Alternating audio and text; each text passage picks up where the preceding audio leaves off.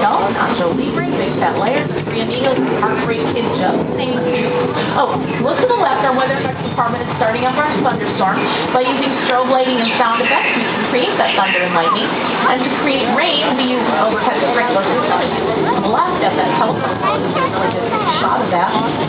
What that does is shoots the water into the air first, falls back down to the pattern like real rain. It will look a lot more realistic for our movie, and that's definitely something we want.